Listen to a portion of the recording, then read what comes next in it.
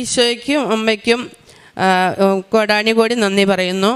എൻ്റെ പേര് അന്നമ്മ, എൻ്റെ മോൻ്റെ പേര് നിഷാദ്, ജസ്ന മരുമോള് ജസ്ന, കുഞ്ഞ് കൃപൽ മരിയ. ഞാൻ 2019 ഇവിടെ ഉടമ്പടി എടുത്തത്. പ്രത്യേകിച്ച് ഞാൻ ഇപ്പോൾ ഇവിടെ സാക്ഷ്യം പറയാനായിട്ട് നിൽക്കുന്നത് എൻ്റെ മാതാവ് വഴി ഞാൻ പ്രാർത്ഥിച്ചിട്ട് ഒരു കുഞ്ഞിനെ കിട്ടിയതിൻ്റെ സാക്ഷ്യപ്പെടുത്താനാണ് ഞങ്ങളിവിടെ നിൽക്കുന്നത്.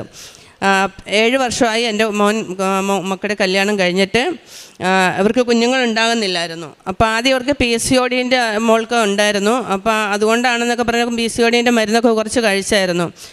അതിനുശേഷം പിന്നെ ഞങ്ങൾ ഒരുപാട് പ്രാർത്ഥനയൊക്കെ ആയിട്ട് ഇങ്ങനെ മുന്നോട്ട് പോയി. അങ്ങനെ ഇരിക്കുമ്പോൾ മോൾക്ക് 2 പ്രാവശ്യം ഗർഭിണിയായി 1.5 മാസം വളർച്ചയെത്താതെ അബോർഷൻ ആകുകയൊക്കെ ചെയ്തു.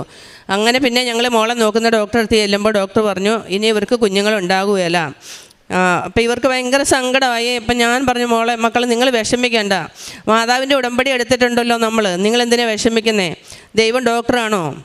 വലിയ ആൾ ഇവിടെ ഉണ്ടല്ലോ, പിന്നെ കൃപാസനത്തിൽ അമ്മ നമ്മുടെ കൂടെയുണ്ട്, ഈശോയും നമ്മുടെ കൂടെയുണ്ട്, പിന്നെ നിങ്ങൾ എന്തിനാണ് വിഷമിക്കുന്നത്? മോനാണെങ്കിലും ഭയങ്കര വിഷമമായിരുന്നു, സങ്കടമായിരുന്നു. ഇവൾ പിന്നെ അതിനുശേഷം ഉടമ്പടി എടുത്തപ്പോൾ ഇവൾക്ക് പിന്നെ അത്ര വിഷമം തോന്നില്ല. പക്ഷേ ഇവനെ എപ്പോഴും കരച്ചില്ല, കുഞ്ഞുങ്ങളെ ഇല്ലല്ലോ എന്ന് പറഞ്ഞ് പിന്നെ എല്ലാവരും കളിയാക്കുന്ന ഒരവസ്ഥ. നിങ്ങൾക്ക് ഇതുവരെയും കുഞ്ഞുങ്ങളുണ്ടായില്ലേ അങ്ങനെയൊക്കെ പറഞ്ഞ് ഇങ്ങനെ കളിയാക്കിയപ്പോഴും ഇവർക്കൊരു കളിയാക്കുന്നതായിരിക്കില്ല, അവരിങ്ങനെ ചോദിക്കുമ്പം നമുക്ക് അങ്ങനെ ഒരു തോന്നൽ. അങ്ങനെ ഇരിക്കുന്ന സമയത്താണ് ഇവർ രണ്ടുപേരും പിന്നെ ഷാർജയിലേക്ക് പോയി. ആദ്യം ഇവൾ ഷാർജയിൽ കുറേ നാളുണ്ടായിരുന്നു എൻ്റെ അടുത്ത്. അന്നേരമാണ് ഈ കുഞ്ഞുങ്ങളുണ്ടായി അബോർഷനായി പോയത്. അതിനുശേഷം പിന്നെ ഇവളെ വീണ്ടും അങ്ങോട്ട് കൊണ്ടുപോയി. അപ്പോൾ ഇവൾ പിന്നെ ഉടമ്പടി എടുത്തു കഴിഞ്ഞിട്ട് ഇവൾ പിന്നെ ഗർഭിണിയായി, അത് അബോർഷനായി പോയി.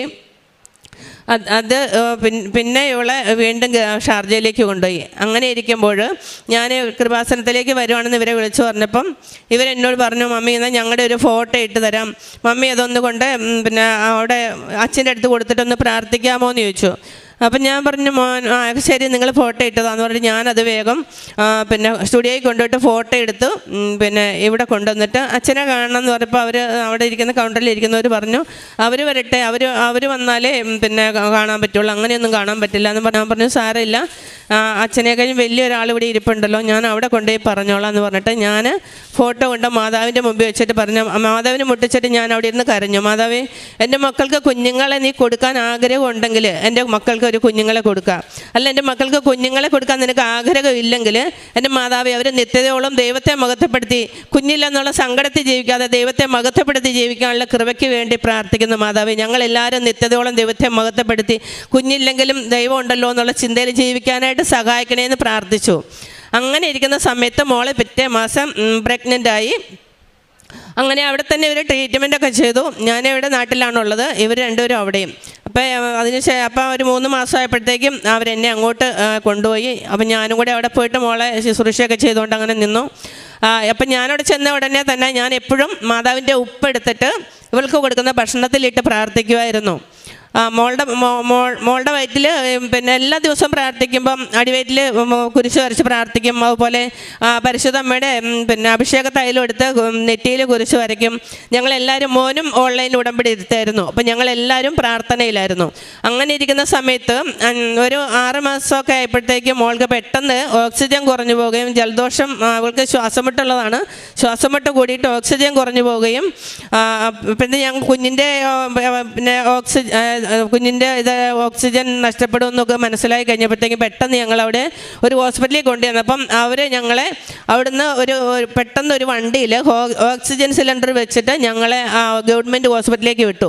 ഗവൺമെൻറ് ഹോസ്പിറ്റലിൽ പോയാൽ നമ്മളെ സാധാരണ ഹോസ്പിറ്റലിലേക്ക് കഴിഞ്ഞ് ഷാർജയിലൊക്കെ എങ്ങനെയാണ്, ഷാർജയിലൊക്കെ പോയവർക്കൊക്കെ അറിയാമായിരിക്കാം, നമ്മുടെ നാട്ടിൽ അവിടെ മറ്റുള്ള ഹോസ്പിറ്റലിലേക്ക് കഴിഞ്ഞും ഭയങ്കര പൈസയായിരിക്കും.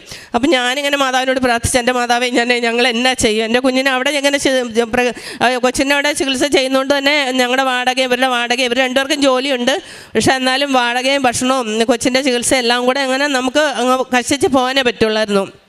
അപ്പം ഞാൻ മാതാവിനോട് പറഞ്ഞു, അമ്മേ എൻ്റെ കുഞ്ഞിന് ഒരു ആപത്തും വരാതെ പൂർണ്ണ ആരോഗ്യത്തോടെ തന്നേക്കണം അമ്മേ, അമ്മയുടെ സന്നിധിയിൽ കൊണ്ടുവന്ന് അമ്മയുടെ കുഞ്ഞിന് കൃപൽ മരിയ എന്ന് പേരിട്ടേക്കാം അമ്മേ, ഒരു കുഴപ്പം ഇല്ലാതെ എൻ്റെ കുഞ്ഞിനെ തന്നേക്കണേ അമ്മേ എന്ന് പറഞ്ഞു. അമ്മ തന്നതല്ലേ ഞങ്ങൾക്ക്, ഇനി ഞങ്ങളെ കണ്ണീരിൽ ആഴ്ത്തല്ലേ അമ്മേ എന്ന് പറഞ്ഞ് ഞാൻ കരഞ്ഞു പ്രാർത്ഥിച്ചു. എന്നിട്ട് ഞാൻ വേഗം റൂമിൽ പോയിട്ട് ഉപ്പും തൈലവും എടുത്തുകൊണ്ട് തൈലവും ഉപ്പും എടുത്തുകൊണ്ട് ഞാൻ മോളെയും കൂട്ടി പെട്ടെന്ന് മോനും അങ്ങോട്ടേക്ക് വന്നു. മോൻ ജോലി സ്ഥലത്ത് നിന്ന് മോനും അങ്ങോട്ടേക്ക് വന്നു.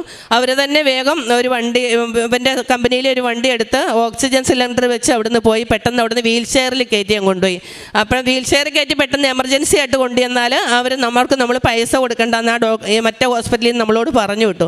പെട്ടെന്ന് അവർ എല്ലാ കാര്യങ്ങളും എല്ലാ ടെസ്റ്റുകളും പെട്ടെന്ന് ചെയ്തു. അത് കഴിഞ്ഞിട്ട് അവർ എക്സ്റേ എടുക്കാനായിട്ട് ഇവരോട് എഴുതി ഒപ്പിട്ട് മേടിച്ചു. എക്സ്റേ എടുത്ത് കഴിയുമ്പോഴത്തേക്കും കുഞ്ഞിന് എന്തെങ്കിലും ആയാലും അവർ ഉത്തരവാദിയല്ല എന്ന് പറഞ്ഞിട്ട് ഞാനവിടെ ഇന്ന് കരഞ്ഞ് പ്രാർത്ഥിച്ചു. എൻ്റെ മോനും കരഞ്ഞ് പ്രാർത്ഥിച്ചു. മോളാണേലും ഭയങ്കര സങ്കടത്തിൽ. അപ്പോൾ ഞാനെന്ത് ചെയ്തു, ഞാൻ ഉപ്പൊക്കെ എടുത്ത് ഇച്ചിരി വായിൽ കൊടുത്തു, അതുപോലെ തേൻ കൊടുത്തു, തൈലം എടുത്തിട്ട് മോളുടെ വയറ്റിൽ കുരിശ് വരച്ചിട്ട് ഉപ്പിട്ട് കൊടുത്തു. അത് കഴിഞ്ഞിട്ട് അവർ കുറേ കട്ടിയുള്ള തുണിയൊക്കെ മോളുടെ വയറ്റത്തിൽ ഇട്ടിട്ടാണ് അവർ എക്സ്റേ എടുത്തത്. അപ്പോൾ അവർ പറഞ്ഞു ഞങ്ങൾ പരമാവധി കുഞ്ഞിനൊന്നും പറ്റാത്ത രീതിയിൽ നോക്കിയിട്ടുണ്ട്. അപ്പം ഞാൻ പിന്നെ ഇവരോട് പറഞ്ഞു വിഷമിക്കേണ്ട, നമ്മുടെ അമ്മ മാതാവല്ലേ, എന്തിനാ വിഷമിക്കുന്നത്, നമ്മളെല്ലാം എല്ലാവരും ഉടമ്പടിയിലല്ലേ, വിഷമിക്കുകയൊന്നും വേണ്ട, നമുക്ക് തന്നതിനെ ദൈവം എന്തായാലും തിരിച്ചെടുക്കൂല, ഒന്നും അങ്ങനെ വിഷമിക്കുകയൊന്നും വേണ്ട എന്ന് പറഞ്ഞു ഞാൻ ഇവരോട്. എല്ലാവരും ഭയങ്കര സങ്കടത്തിലായിരുന്നു. അപ്പം ഞങ്ങൾ അത് കഴിഞ്ഞിട്ട് 1.5 ദിവസമോടെ കിടന്നു. 1.5 ദിവസമോടെ കിടന്നു കഴിഞ്ഞപ്പോഴത്തേക്കും ഇവളുടെ എല്ലാ കാര്യങ്ങളും, ഇവൾക്ക് ഫുഡ്, എല്ലാ സംഭവം, മരുന്നെല്ലാം അവർ ഫ്രീ ആയിട്ട് കൊടുത്തു. ഞങ്ങൾ എമർജൻസി ആയിട്ട് ചെന്നുകൊണ്ട് തന്നെ ഞങ്ങൾക്ക് അവിടെ പൈസ മുടക്കേണ്ടി വന്നില്ല. അതിനുശേഷം ഞങ്ങൾ റൂമിൽ വന്നിട്ട് പിന്നെ കുഞ്ഞിനൊരു കുഴപ്പമൊന്നും ഉണ്ടായിരുന്നില്ല. പിന്നെ ഞാൻ എന്നും ഇരുന്ന് പ്രാർത്ഥിക്കും. ഞാനൊരു ദിവസം 1000 മണി ജവമാലയൊക്കെ ചെല്ലും, മാതാവേ എൻ്റെ കുഞ്ഞിനൊരു കുഴപ്പമില്ല. ഞാൻ ഇറച്ചിയൊക്കെ ഒഴിവാക്കി, ഞാൻ എൻ്റെ മോളുടെ പ്രസവം കഴിഞ്ഞ് ഞാനിവിടെ നിന്ന് കുഞ്ഞിൻ്റെ ഒരു ഫോട്ടോ എങ്കിലും മാതാവിൻ്റെ അടുത്ത് വെച്ചിട്ടേ ഞാൻ ഇറച്ചിയൊക്കെ കഴിക്കുള്ളൂ എന്ന് പറഞ്ഞ് നേർച്ചയൊക്കെ നേർന്ന് ഞാൻ മാംസമൊക്കെ ഒഴിവാക്കിയായിരുന്നു. എന്നിട്ട് അത് കഴിഞ്ഞിട്ട് പിന്നെ ആശുപത്രിയിലേക്ക് ഞാൻ മാതാവിനോട് പറഞ്ഞു, മാതാവേ എനിക്കൊരു ദിവസം കാണിച്ചു തരണം, ഞങ്ങൾക്ക് ഇവിടെ ഒരു പരിചയമില്ല, ഞങ്ങൾക്ക് രാത്രിയിൽ കുഞ്ഞവരെയും കൊണ്ട് പോകുമ്പോൾ ഞങ്ങൾക്ക് ആരുമില്ല അമ്മയെ സഹായത്തിനായിട്ട്, എൻ്റെ അമ്മ യേശു അല്ലാണ്ട് ആരുമില്ല സഹായത്തിനെന്ന് പറഞ്ഞ് രാത്രി ഞങ്ങൾക്ക് പോകാൻ പറ്റില്ല, കുറേ ദൂരെയാണ് ഇവിടെ നോക്കുന്ന ഡോക്ടറുടെ ഹോസ്പിറ്റൽ. അപ്പം അങ്ങനെ ഞങ്ങൾ ഇരുന്ന് പ്രാർത്ഥിക്കുന്ന സമയത്ത് മാതാവ് എനിക്കൊരു ദിവസം കാണിച്ചു തന്നു. ഒരു പിന്നെ കലണ്ടറില്ല, ഒരു കലണ്ടർ കാണിച്ചിട്ട് അതിൽ ചുമന്ന മഷി കൊണ്ടൊരു ദിവസമാണ്. ചുമന്ന മഷി കൊണ്ട് അവിടുത്തെ ഞായറാഴ്ചയും ശനിയാഴ്ചയാണ് അവിടെ ചുമന്ന മഷി കൊണ്ട് കലണ്ടറിൽ അടയാളപ്പെടുത്തിയേക്കണേ. അപ്പം ഞാൻ ഇവരോട് പറഞ്ഞു, നിങ്ങൾ വിഷമിക്കേണ്ട, മാതാവ് ഒരു ദിവസം ഇങ്ങനെ ഒന്നെങ്കിൽ ഞായറാഴ്ചയോ അല്ലെങ്കിൽ ശനിയാഴ്ചയോ ആയിരിക്കുമെന്ന്. അത് കഴിഞ്ഞിട്ട് പിന്നെ ഇവള് മാസം പൂർത്തിയായപ്പോഴത്തേക്കും പിന്നെ കൊച്ചിന് വേദനയൊക്കെ പയ്യെ തുടങ്ങി. അപ്പോൾ തലേ ദിവസം അനിയത്തിയുടെ മോൻ വീട്ടിൽ അങ്ങോട്ടേക്ക് വരുന്നുണ്ടായിരുന്നു. അപ്പോൾ അവൻ്റെ അടുത്ത് ആരുമില്ലല്ലോ, റൂമിൽ വന്ന് അവൻ്റെ അടുത്ത് ആരുമില്ലല്ലോ. അപ്പോൾ എന്ത് ചെയ്യുന്നു, അപ്പോൾ മോളപ്പം പറഞ്ഞു, മാതാവേ അവനെ ഇവിടെ കൊണ്ടുവന്ന് വീട്ടിലൊന്ന് ആക്കിയിട്ട് പോകണം, അല്ലെങ്കിൽ അവനെ എയർപോർട്ടിൽ കുടുങ്ങി പോകില്ലേ അമ്മ ഞങ്ങൾ അവനെ കൊണ്ട് വീട്ടിലാക്കിയിട്ട് ഞങ്ങൾക്ക് ആശുപത്രിയിൽ പോകാൻ പറ്റാവുള്ളേ എന്ന് പറഞ്ഞിങ്ങനെ പ്രാർത്ഥിച്ചായിരുന്നു. അപ്പോൾ അന്ന് രാവിലെ മുതൽ തലേദിവസം രാത്രി മുതൽ അവൾക്ക് വേദന തുടങ്ങി. അപ്പോൾ അത് രാവിലെ മോനെ കൊണ്ട് മോൻ പോയിട്ട് അവനെ അനിയനെ കൂട്ടിക്കൊണ്ട് അനിയത്തിയുടെ മോനെ കൂട്ടിക്കൊണ്ട് റൂമിലാക്കിയിട്ട് ഞങ്ങൾ അന്നേരം തന്നെ പോയി. അത് കഴിഞ്ഞിട്ട് അവിടെ ചെന്ന് പിന്നെ അഡ്മിറ്റായി ഡോക്ടർ വന്ന് നോക്കി. അപ്പോൾ അവർ പറഞ്ഞു ഗർഭപാത്രം വികസിക്കുന്നേ ഉള്ളൂ, കുറച്ച് താമസം ഉണ്ടെന്നൊക്കെ പറഞ്ഞു. അത് കഴിഞ്ഞ് കുറേ വേദന തിന്ന് കുറേ കിടന്നു. അപ്പം ഞാൻ മാതാവിനോട് പറഞ്ഞു, മാതാവേ എൻ്റെ കുഞ്ഞിനെ ഒത്തിരി വേദന തീറ്റല്ലേ അമ്മേ, ആരോഗ്യമുള്ളൊരു കുഞ്ഞിനെ തന്നേക്കണേ, ഓപ്പറേഷനൊന്നും ചെയ്യാൻ ഞങ്ങൾക്ക് ഒരു നിവൃത്തിയില്ല അമ്മ, ആരും ഞങ്ങളെ സഹായിക്കാൻ ഇവിടെ ഇല്ല അമ്മേ, എൻ്റെ കുഞ്ഞിനൊന്നും വരുത്താതെ തന്നേക്കണേ അമ്മ എന്ന് പറഞ്ഞ് ഞാൻ കരഞ്ഞു പ്രാർത്ഥിച്ചു. അങ്ങനെ ഇരിക്കുന്ന സമയത്ത് കുറേ രാത്രി 12 മണിയായിട്ടും മോള് പ്രസവിക്കുന്നില്ല. എന്നിട്ട് ഡോക്ടർ വന്നിട്ട് പിന്നെയും പറയും ഗർഭപാത്രം കുറച്ചുകൂടെ വികസിക്കാനുണ്ട്, അങ്ങനെയാണ്. വീണ്ടും അവർ അങ്ങനെ അവിടെ കിടത്തിയേച്ച് പോകും. അപ്പോൾ ഒരു ഡോക്ടർ വന്നിങ്ങനെ നോക്കിയിട്ട് അങ്ങനെ പോകുമ്പോൾ ഒരു ഡോക്ടർ വന്നിട്ട് എല്ലാം അവിടെ ഉണ്ടായിരുന്ന മെഷീനുകളെല്ലാം ഇങ്ങനെ ഓഫാക്കി വെച്ചു. അപ്പോൾ അതങ്ങ് വന്നിട്ട് പോയി കുറച്ച് ആയില്ല എന്ന് പറഞ്ഞിട്ട് അത് കഴിഞ്ഞ് ഞാനവിടെ ഈ കൊച്ചിൻ്റെ കരച്ചിലുണ്ടപ്പോൾ ഞാനവിടെ മുട്ടിൽ നിന്ന് കരഞ്ഞ് പ്രാർത്ഥിച്ചു, എൻ്റെ അമ്മേ എൻ്റെ കുഞ്ഞിനൊരു ആപത്തും വരുത്താതെ തന്നേക്കണം കേട്ടോ അമ്മേ, എൻ്റെ അമ്മ എൻ്റെ കുഞ്ഞിനൊരു ആപത്തും വരുത്താതെ തന്നാൽ അമ്മയുടെ സന്നദ്ധിയിൽ ഞങ്ങൾ കൊണ്ട് സാക്ഷ്യം പറഞ്ഞോളാം അമ്മേ, ഒരു കുഴപ്പമുണ്ടാക്കല്ലേ അമ്മയെന്ന് പറഞ്ഞ് ഞാൻ അവിടെ നിന്ന് കരഞ്ഞു. ഞാനവിടെ മുട്ടിൽ നിന്ന് പ്രാർത്ഥിച്ചപ്പോഴത്തേക്കും ഒരു ഡോക്ടർ ഓടി ഇങ്ങോട്ട് വന്നു, ഒരു നീല ഡ്രസ്സ് ഇട്ട ഒരു ഡോക്ടറാണ്. അപ്പോൾ ആ ഡോക്ടർ ഇങ്ങനെ എനിക്കത് മാതാവിൻ്റെ മുഖം പോലെ തോന്നി, ഓടി വന്നിട്ട് ആ മെഷീനിലെല്ലാം അങ്ങോട്ട് കുരിശ് വരച്ചു. വേഗം എല്ലായിടത്തും ഓടി വരുന്ന ആ മെഷീൻ ഈ മെഷീനൊക്കെ അങ്ങ് ഓണാക്കിയിട്ട് അതിലേക്ക് അങ്ങ് കുരിശ് വരച്ചു. അപ്പം എന്നിട്ട് പിന്നെ വേഗം 2 നേഴ്സും കൂടെ കയറി വന്നു. അപ്പോൾ ഇവരോട് പറഞ്ഞു, മോളെ നീ ഒന്ന് കുറച്ച് സഹകരിക്കും, മോളെ നീ കുറച്ച് ശക്തിയോടെ ഒന്ന് സഹകരിക്കുന്നു പറഞ്ഞിങ്ങനെ അവർ പറയുന്നുണ്ട്. അപ്പം അവരെന്നിട്ട് ആ നേഴ്സിനോട് അമ്മയൊന്ന് പറയമ്മേ, അവൾക്ക് ഞങ്ങൾ പറയണം മനസ്സിലാകാഞ്ഞിട്ടായിരിക്കും എന്ന് പറഞ്ഞു. അപ്പം ഞാൻ ഇവളോട് പറഞ്ഞു, മോൾ ഇച്ചിരി ശക്തിയായിട്ടൊന്ന് പിന്നെ പുഷ് ചെയ്യും, അന്നേരം മോൾ അത് കുഞ്ഞ് പുറത്തേക്ക് വരുവുള്ളൂ എന്ന് പറഞ്ഞു. എന്നിട്ട് എന്നെ വിളിച്ച് കാണിച്ചു, തല വന്നിരിക്കുന്നുണ്ട് അമ്മയൊന്ന് പറ അമ്മയെന്ന്. അപ്പം ഞാനെന്ത് എൻ്റെ കൊച്ചിനോട് പറഞ്ഞു മടുത്ത് ഞാനായിട്ട് പെട്ടെന്ന് തൈലം എടുത്തിട്ട് അടിവയറ്റിയെ കുരിശ് വരച്ചു. എന്നിട്ട് അടിവേറ്റ കുരിശ് വെച്ച് എൻ്റെ അമ്മയോട് പറഞ്ഞു, അമ്മേ ഒരു കുഴപ്പമില്ല, ഇവിടെ നിന്ന് ഓപ്പറേഷനൊന്നും കൂടാതെ ഞങ്ങൾക്ക് ഞങ്ങളുടെ കുഞ്ഞിനെ തന്നേക്കണം കേട്ടോ, ഞങ്ങൾക്ക് ആരും ഇവിടെ സഹായത്തിനില്ല, എൻ്റെ അമ്മ ഈശോ അല്ലാണ്ട് ആരുമില്ല. അപ്പം പെട്ടെന്ന് ഞാൻ അവിടെ കൈ വിരിച്ച് പിടിച്ച് ശരിക്കും ഓപ്പറേഷൻ തിയേറ്റർ ഒരു ഈശോയുടെ സ്വർഗമായിട്ട് എനിക്ക് തോന്നി. അവിടെ എന്തോ ഒരു വലിയ പ്രകാശമൊക്കെ ഇങ്ങനെ പരന്ന പോലെ. അപ്പോഴത്തേക്കും ഈ ഡോക്ടർ പെട്ടെന്ന് ഞാനിങ്ങനെ കണ്ണുനീരൊഴുകി രണ്ട് കണ്ണീർ കടലൊഴുകുന്ന പോലെ എനിക്ക് തോന്നിയത്. അപ്പം ഞാൻ കൈ വിരിച്ച് പിടിച്ച ഒരു ജപമാല തീരുന്നിടം വരെ ഞാൻ അവിടെ നിന്ന് മുട്ടയിൽ നിന്ന് പ്രാർത്ഥിച്ചു. 12:15 ഡോക്ടർ വന്ന് എല്ലാം ഇതിങ്ങനെ ഈ കാര്യങ്ങളെല്ലാം ചെയ്ത് കഴിഞ്ഞിട്ട് ഡോക്ടർ ഇങ്ങനെ ഇവളോട് ഒത്തിരി മോളെ സഹകരിക്കാൻ പറഞ്ഞിട്ട് ഇങ്ങനെ പറയുന്നുണ്ട്, മോളിന്ന് ശക്തിയായിട്ട് മുക്കിക്കുക മോളെ, അങ്ങനെയൊക്കെ ഇങ്ങനെ പറയുന്നുണ്ട് അവർ. അപ്പം ഞാൻ നോക്കുമ്പോൾ തല വന്നിരിപ്പുണ്ട്. അപ്പം ഞാൻ അവിടെ നിന്ന് കരഞ്ഞ് പ്രാർത്ഥിച്ചു. 12:45 പിന്നെ അവരിങ്ങനെ ഗുഡ് ഗേൾ എന്ന് പറഞ്ഞു. അപ്പോൾ എനിക്ക് മനസ്സിലായി എൻ്റെ കുഞ്ഞിങ്ങ് വന്നു. അപ്പം ഞാൻ അവിടെ നിന്ന് വാവിട്ട് കരഞ്ഞ് എൻ്റെ മാതാവിന് ഈശോയ്ക്ക് ഒത്തിരി നന്ദി പറഞ്ഞു. എൻ്റെ മാതാവ് എപ്പോഴത്തേക്ക് ഇച്ചിരി കുഞ്ഞൊക്കെ അറിയുന്നില്ലാത്തപ്പോൾ ഞാൻ ഒട്ടും എൻ്റെ കുഞ്ഞിനൊക്കെ അറിയാത്തേ. അവർ ഇച്ചിരി കഴിഞ്ഞ് പിന്നെ അവിടെ നിന്ന് കുരിശ് ഇങ്ങനെ പ്രാർത്ഥിച്ചുകൊണ്ട് ഇങ്ങനെ കണ്ണീരൊഴുക്കി ഇങ്ങനെ പ്രാർത്ഥിച്ചുകൊണ്ട് അപ്പോൾ ഇച്ചിരി കഴിഞ്ഞപ്പോൾ കുഞ്ഞിനെ അവിടെ കൊണ്ടൊക്കെ എടുത്തി കഴിഞ്ഞപ്പോൾ കുഞ്ഞവിടെ നിന്ന് കരഞ്ഞു. അങ്ങനെ ഞങ്ങൾക്ക് പൂർണ്ണ ആരോഗ്യമുള്ളൊരു കുഞ്ഞിനെ ഞങ്ങൾക്ക് തന്നു. ഇവൾക്ക് ഞങ്ങൾ കൃപൽ മരിയ എന്ന് പേര് വിട്ടു. അത് കഴിഞ്ഞ് 2 മാസമായപ്പോൾ ഞങ്ങൾക്ക് അവിടുന്ന് പെട്ടെന്ന് പോരേണ്ടി വന്നു. എൻ്റെ മോൻ്റെ ജോലി സംബന്ധമായ ഒരു കാര്യത്തിൽ ഒരു പ്രശ്നം ഉണ്ടായിട്ട് അവൻ അവിടുന്ന് പോരേണ്ടി വന്നു. അപ്പം ഞങ്ങൾക്ക് അവിടുന്ന് പെട്ടെന്ന് അമ്മ യോസേപ്പ് ഈജിപ്തിലേക്ക് കുഞ്ഞിനെ അമ്മയും കൂട്ടി പോയതുപോലെ ഞങ്ങൾക്ക് ഓടി പോരേണ്ട, അല്ലെങ്കിൽ അവിടുന്ന് എല്ലാം നിർത്തി പോരേണ്ടി വന്നു. ഞങ്ങളെല്ലാം എനിക്കാണെങ്കിലും 2 വർഷത്തെ വിസ എടുത്തു. അതുപോലെ എല്ലാ കാര്യങ്ങളും കുഞ്ഞിന് വിസ എടുത്തു, പാസ്പോർട്ട് എടുത്തു, എല്ലാം ഞങ്ങൾ അവിടെ ജോലിക്ക് വേണ്ടി. അപ്പം അവൻ്റെ ഓഫീസിൽ ചെറിയൊരു പ്രശ്നം ഉണ്ടായപ്പോൾ ഇവന് പിന്നെ അവിടെ ജോലിക്ക് നിൽക്കാൻ പറ്റൂല. മമ്മി എനിക്ക് ഇനി അവിടെ നിൽക്കാൻ പറ്റില്ല, അമ്മ എനിക്ക് അവരുടെ കൂടെ ഇനി നിൽക്കാൻ പറ്റില്ല, മമ്മി എന്നെ ചെയ്യേണ്ടപ്പോൾ ഞാൻ പ്രാർത്ഥിച്ചപ്പം പറഞ്ഞു, മോനെ വിഷമിക്കേണ്ട, നിനക്ക് പറ്റുന്നില്ല, ഇനി നിർത്തിപ്പോരെ. അപ്പം ഞാൻ അവിടെ നിന്ന് പ്രാർത്ഥിച്ച് കരഞ്ഞിങ്ങനെ പ്രാർത്ഥിക്കുമ്പം അമ്മ മാതാവിനോട് പറയുന്നു, മോളെ നീ പേടിക്കണ്ട കേട്ടോന്ന്. അപ്പം അങ്ങനെ ഞങ്ങൾ 3-ാമത്തെ ദിവസമായപ്പോൾ അവൻ്റെ ഒരു കൂട്ടുകാരൻ മുഖേന ഒരു സ്ഥലത്ത് ഇൻ്റർവ്യൂവിന് പോയി.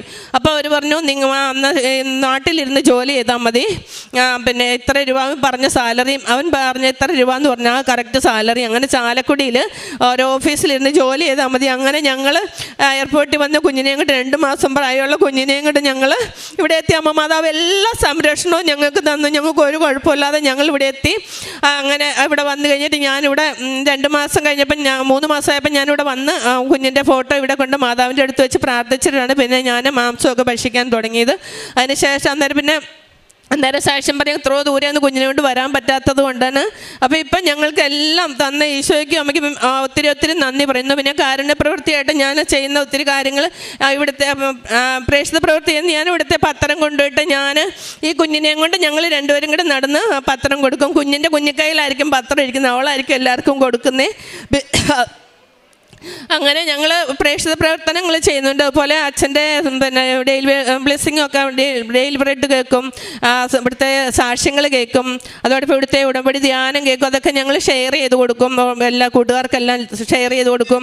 പിന്നെ എല്ലാവരോടും പറയും, ഞാൻ ഈ കുഞ്ഞിനെ കാണിച്ചാൽ എല്ലാവരോടും പറയും, എൻ്റെ മാതാവ് തന്നതാണ്, എൻ്റെ കൃപാസന മാതാവ് തന്ന, ഇവർക്ക് മക്കളുണ്ടാവില്ലായിരുന്നു, എൻ്റെ മാതാവ് തന്ന കുഞ്ഞ്, എല്ലാവരോടും ഞാൻ അങ്ങനെ തന്നെ പറയുമായിരുന്നു. പിന്നെ ഞങ്ങൾ കാരുണ്യപ്രവൃത്തിയായിട്ട് ചെയ്യുന്നതെന്ന് പറഞ്ഞാൽ എൻ്റെ കയ്യിൽ കിട്ടുന്ന എന്തൊരു ഇതും എൻ്റെ കയ്യിൽ ഒന്നും കിട്ടില്ലാത്തപ്പോൾ എനിക്ക് ഭയങ്കര സങ്കടം. മാതാവേ എനിക്ക് ആർക്കും ഒന്നും ചെയ്യാൻ പറ്റുന്നില്ല. ഞാൻ എന്നിട്ട് വയസ്സായ അമ്മമാരൊക്കെ ഒറ്റയ്ക്ക് വീട്ടിലുള്ളവർക്കൊക്കെ ഞാൻ എൻ്റെ കയ്യിൽ കിട്ടുന്ന അനുസരിച്ച് ചിലപ്പോൾ എൻ്റെ സഹോദരങ്ങളൊക്കെ വരുമ്പോൾ എനിക്ക് ഇച്ചിരി പൈസയൊക്കെ തരും, ഞാൻ അതൊക്കെ കൊണ്ട് അമ്മമാർക്കൊക്കെ കൊടുക്കും. അതുപോലെ രോഗിയായി കിടക്കുന്നവർക്ക് തൈലം കൊണ്ടുവച്ച് പ്രാർത്ഥിക്കുകയും എല്ലാം ചെയ്യും. അതുപോലെ ഞങ്ങളൊരു 4 സെൻറ്റ് സ്ഥലം, ഞങ്ങൾക്കൊരു 18 സെൻറ്റ് സ്ഥലം മൊത്തമുള്ളൂ, ഞങ്ങളൊരു 4 സെൻറ്റ് സ്ഥലം ഞങ്ങളൊരു പാവപ്പെട്ട തളർന്ന് കിടക്കുന്ന ഒരു രോഗിക്ക് കൊടുത്തു. അതൊക്കെ പറയണമെന്ന് ഓർത്തിട്ടല്ല കേട്ടോ, ഞങ്ങൾ അത് ഇവിടെ പറയേണ്ടത് കൊണ്ട് പറഞ്ഞതാണ്, ഞങ്ങളത് ആരോടും അങ്ങനെ പറഞ്ഞിട്ടൊന്നുമില്ലായിരുന്നു.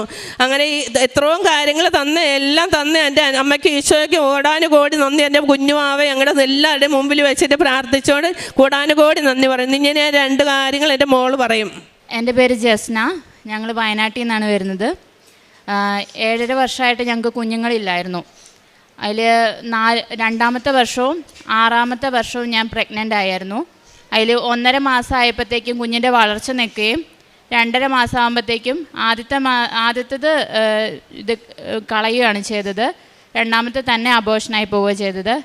അത് കഴിഞ്ഞ് ഞങ്ങൾ ഡോക്ടറിൻ്റെ അടുത്ത് പോയപ്പോൾ ഡോക്ടർ പറഞ്ഞു, ഇനിയും പ്രഗ്നൻ്റ് ആയിട്ടുണ്ടെങ്കിൽ ഇങ്ങനെ തന്നെയേ സംഭവിക്കുകയുള്ളൂ, എന്ന് പറഞ്ഞു. അതിനുശേഷമാണ് ഞാനും ഇവിടെ വന്ന് ഉടമ്പടി എടുത്തത്. അതിന് മുമ്പേ തന്നെ മമ്മി ഇവിടെ ഉടമ്പടി എടുത്തിട്ടുണ്ടായിരുന്നു. ഞാൻ ഉടമ്പടി എടുക്കുന്നത് 2023 ജൂലൈ 1-ാം തീയതിയാണ്. അതിനുശേഷം ഞാൻ ഗൾഫിലേക്ക് പോവുകയും ഒരു അബോർഷൻ കഴിഞ്ഞതുകൊണ്ട് ഞങ്ങൾ ആദ്യ മാസങ്ങളിൽ ട്രൈ ചെയ്തിട്ടില്ലായിരുന്നു. ഒരു 7 മാസത്തിന് ശേഷമാണ് ഞങ്ങൾ നോക്കുന്നത്. അതിൽ ആ ഇടയ്ക്കാണ് മമ്മി ഇവിടെ വന്ന് മാതാവിൻ്റെ അടുത്ത് ഞങ്ങളുടെ ഫോട്ടോ വെച്ച് പ്രാർത്ഥിക്കുകയും ഞാൻ പ്രഗ്നൻ്റ് ആവുകയും ചെയ്തത്. ആദ്യത്തെ 2 പ്രഗ്നൻസിയിലും ഞങ്ങൾ സ്കാനിങ്ങിന് പോകുമ്പം കുഞ്ഞിൻ്റെ ഹാർട്ട് ബീറ്റ്സ് കേൾക്കില്ലായിരുന്നു. കുഞ്ഞ് വളർച്ചയില്ലാണ്ട് പോവുകയാണ് ഉണ്ടായിരുന്നത്. 3-ാമത്തതിൽ ഞങ്ങൾ പോയി കഴിഞ്ഞപ്പോൾ 1.5 മാസമായി ചെന്ന് കഴിഞ്ഞപ്പം ഹാർട്ട് ബീറ്റ്സ് കേട്ടു. അതായിരുന്നു ജീവിതത്തിലെ ഏറ്റവും വലിയ എന്താ പറയുക അനുഗ്രഹ നിമിഷം എന്ന് പറയാം. അപ്പം ഞാൻ ഡോക്ടറോട് ചോദിച്ച് ഏട്ടനെയും ആ ഹാർട്ട് ബീറ്റ്സ് കേൾപ്പിച്ചു. അത് ഏറ്റവും വലിയൊരു അനുഗ്രഹ നിമിഷം തന്നെയായിരുന്നു. അതിനുശേഷം ഇങ്ങോട്ടേക്ക് മാതാവിനെ മുറുകെ പിടിച്ച്, അതിന് മുന്നേ അതെ ഉടമ്പടിക്ക് എടുത്തതിന് ശേഷം മാതാവിനെ മുറുകെ പിടിച്ച് എന്നും ഉപ്പും തൈലവും കഴിക്കുമായിരുന്നു. വയറ്റിൽ ഉടമ്പടി തൈലം തേക്കുമായിരുന്നു. എനിക്ക് PCOD ഉണ്ടായിരുന്നു. പീരിയഡ്സ് റെഗുലർ അല്ലായിരുന്നു. അതിനുശേഷം എനിക്ക് പീരിയഡ്സ് റെഗുലറായി, ഞാൻ പ്രഗ്നൻ്റായി. ഇപ്പോഴും എനിക്ക് പീരിയഡ്സ് റെഗുലറായി തന്നെ പോകുന്നു. എൻ്റെ PCOD മാറിയിട്ടുണ്ട്. ഞാൻ IVF IOS ഒന്നും ചെയ്തിട്ടല്ല കുഞ്ഞുണ്ടായത്. ഒരു ചികിത്സയും എടുത്തിട്ടില്ലായിരുന്നു. പീരിയഡ്സ് ഓവുലേഷൻ കറക്റ്റാവാൻ വേണ്ടി മെഡിസിൻ ഉണ്ടായിരുന്നു. പക്ഷേ അതും കറക്റ്റായിട്ടല്ലായിരുന്നു എനിക്ക് വന്നുകൊണ്ടിരുന്നത്. ഈ കുഞ്ഞുണ്ടാവാൻ വേണ്ടി മാത്രം മാതാവ് എനിക്ക് ഓവുലേഷൻ കറക്റ്റാക്കി തന്നു. ഞങ്ങൾക്കൊരു കുഞ്ഞുണ്ടായി. മമ്മി പറഞ്ഞല്ലോ ചുമന്ന അക്ഷരത്തിലായിരുന്നു ഡേറ്റ് കാണിച്ചിട്ടുണ്ടായിരുന്നത്. അത് ഞായറാഴ്ചയായിരുന്നു. ഞായറാഴ്ച വെളുപ്പിന് 12:45 ഇവള് ഉണ്ടായത്. ഈശോയുടെ ദിവസത്തിലാണ് കുഞ്ഞ് ജനിച്ചത്. പേര് കൃപൽ മരിയ എന്നാണ്. കൃപൽ മരിയ നിഷാദ് എന്നാണ് പേരിട്ടിരിക്കുന്നത്. മരിയ മാതാവിൻ്റെ പേരാണ് ഇട്ടിരിക്കുന്നത്. സാധാരണ മാമോദിസ പേര് വരുമ്പം ഹസ്ബൻഡിൻ്റെ അമ്മയുടെ പേരല്ലേ ഇടുന്നത്. പക്ഷേ ഇത് മാതാവിൻ്റെ പേരാണ് കുഞ്ഞിന് ഇട്ടിരിക്കുന്നത്, മരിയ എന്നുള്ള പേര്. ഉടമ്പടി എടുത്തതിന് ശേഷം ഞാൻ അവിടെ ഷാർജയിലായിരുന്നതുകൊണ്ട് ഞായറാഴ്ചകളിൽ മാത്രമായിരുന്നു കുർബാനയ്ക്ക് പോകാൻ സാധിക്കുള്ളൂ. ബാക്കിയുള്ള ദിവസങ്ങളിൽ ഞാൻ ഓൺലൈനിൽ കുർബാന കൂടുമായിരുന്നു. അതുപോലെ അച്ഛൻ്റെ ഉടമ്പടി ധ്യാനം കൂടുമായിരുന്നു. സാക്ഷ്യങ്ങൾ കേൾക്കുമായിരുന്നു. അത് ഷെയർ ചെയ്യുമായിരുന്നു. എനിക്ക് കിട്ടുന്ന സാലറീൻ്റെ ഒരു വിഹിതം പാവങ്ങൾക്ക് കൊടുക്കുമായിരുന്നു. അതുപോലെ ഞാൻ മുന്നേ വർക്ക് ചെയ്തിരുന്ന ബാങ്കിൽ നിന്ന് എനിക്ക് കുറച്ച് പൈസ കിട്ടിയിരുന്നു.